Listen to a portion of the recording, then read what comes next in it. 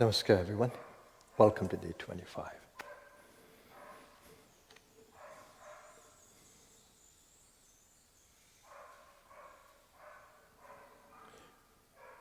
We live in an animal body. I say this to you so many times.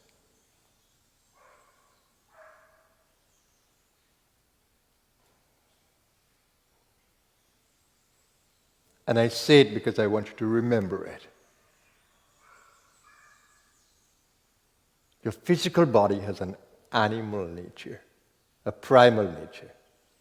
That's why we go after pleasure, progeny, survival. We hoard. We feel greed. It is because of the animal nature, the primal instincts of this body. Look at your animal brothers and sisters. That's how they operate. Unless we begin to train them.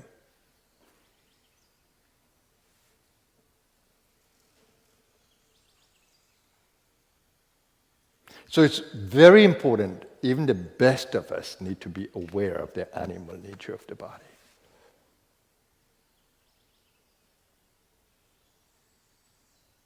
The body needs to be taken care of. It needs to stay healthy for your soul's journey on the earth. It needs to stay fit. Fit to do things. And it needs to be the vehicle that can allow you to perform sadhana, to release your soul from all karmic bondages. All the memory patterns, all the thought forms that hold you in bondage. So you need this body. And you need a strong and fit body when you are involved in energy sadhana, when you are involved in the chakra journey, when you are involved in the kundalini journey. You need a strong body, vital. You need strong nervous system. You need a strong brain. You cannot afford to have that be compromised with your poor lifestyle. The aging process is going to bring deterioration to the body. And you have to give even more attention to the body's well-being if you want your sadhana to be joyful. The most powerful level of the sadhana is when we move when we move along the Bindu path. When we start breaking the final attachment to all the elements of nature and the senses. All the dregs, all the karmic dregs are going to come up on the Bindu path. And it's going to challenge you big time. You need a strong nervous system. Because now the sadhana is in the head. The brain is very sensitive. You can end up with strong headaches. You can end up with depleted nervous system across the board. You can end up in a space where you feel your ego is being challenged so deeply, you don't know where you are, you become depressed. You don't want that. And that's why when you have awakened Kundalini energy, by virtue of the master, or if you haven't been following a master, then it can be even worse. Because the pain can bring great misery until you surrender that ego and learn to look for a master. Because one of the pitfalls of the Bindu is that we feel that we could do it. In the ignorance, because now we are having this co-creative power. A little power is a dangerous thing. So the ego, we call it abhiman, ego, ahankar.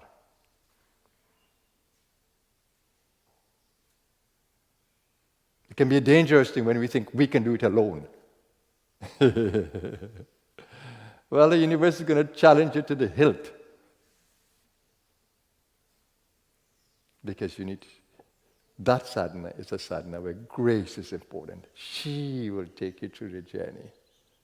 She's giving you power, but when you when you don't use it in the way that needs to be used and you become selfish, you become egotistic, she's going to challenge you to the hilt. So the surrender, the aloneness, the retreating, the away from all the conflicting energies of the space is extremely important. The cocoon. And even if you're in the working world, you can still cocoon by your behavior. You don't have to get caught in the drama around you. I worked during my sadhana. But I was vigilant. Vigilant. My work became service to God, not to man, or woman, or employer.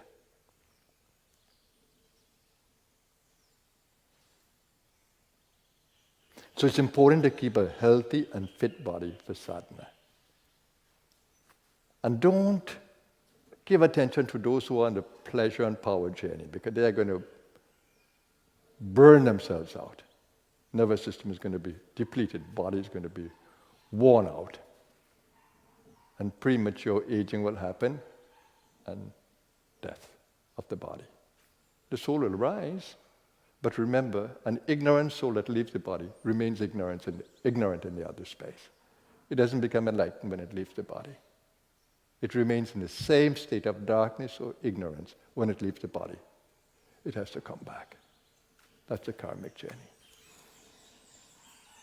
So when you have the gift of a lifetime, use it well. And when you are awakened to who you are, that you are a spiritual being in a human experience, you need to follow it.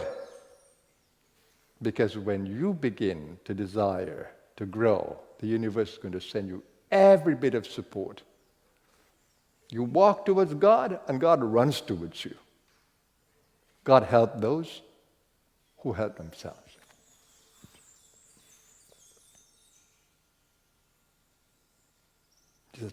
These are sayings.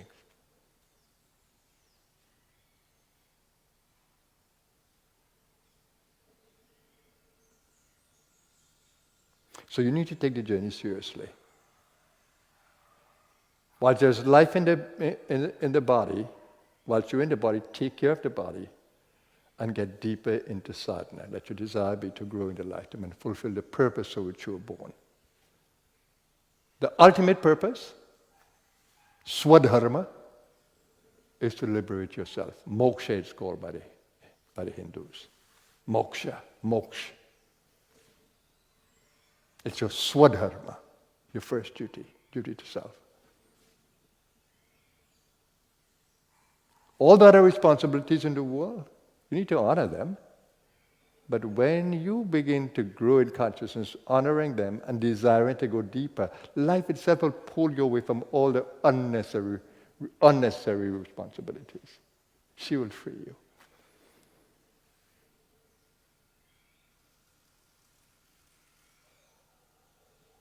The divine protects, nourishes, oversees.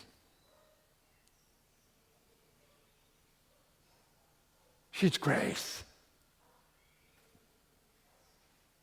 Why do you fear? Creating the desire that can stay with you is the best thing you can do in a lifetime, because it's going to stay with you in the afterlife and beyond. The desire to want to grow, the desire to move away from darkness, the desire to rise above the animal nature, the desire to shine in and through the animal nature with your spiritual body. Your spiritual body lives beyond the life of the body. And it reincarnates. It takes another body. But you want to grow in consciousness so you can visit the higher lokas, the higher dimensions. The Christ said, in my Father's house there are many mansions. The deeper teachings of yoga, lokas. 7 above, 7 below. locus of light and locus of darkness. So there's a place for everybody.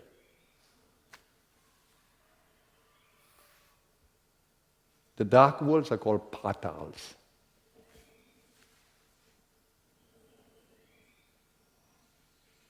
And the higher worlds, you know them. The chakra worlds. So create a desire to rise. Observe your body, but don't get caught in it. As soon as you go to the dinner table, look at the animal nature of the body. As soon as you have things around you that are free, that you can take, look at how the ones you go to grab from.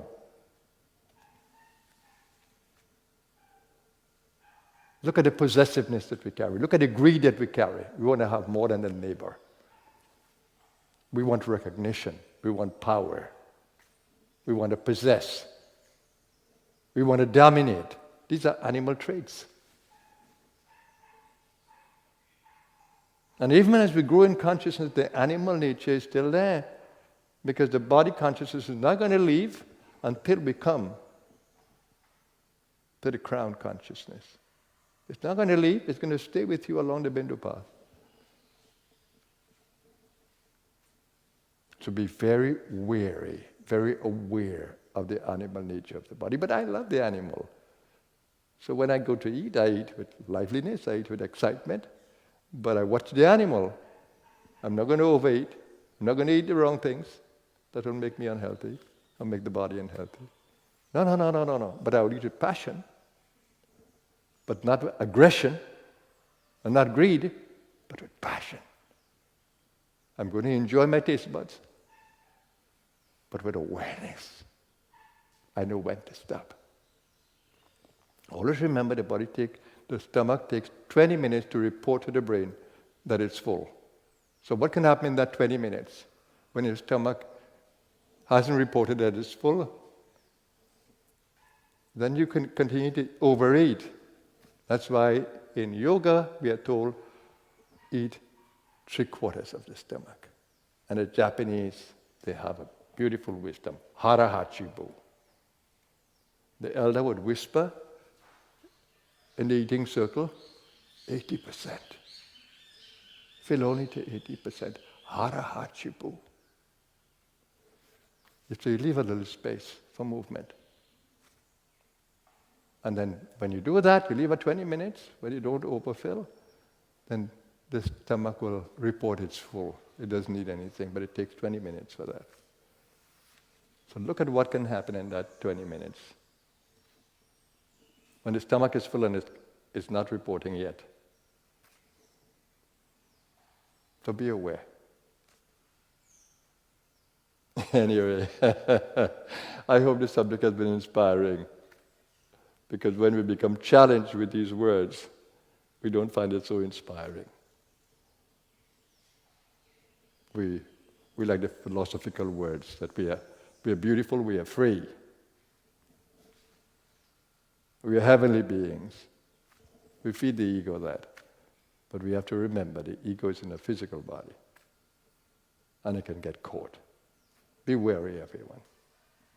Have a blessed day.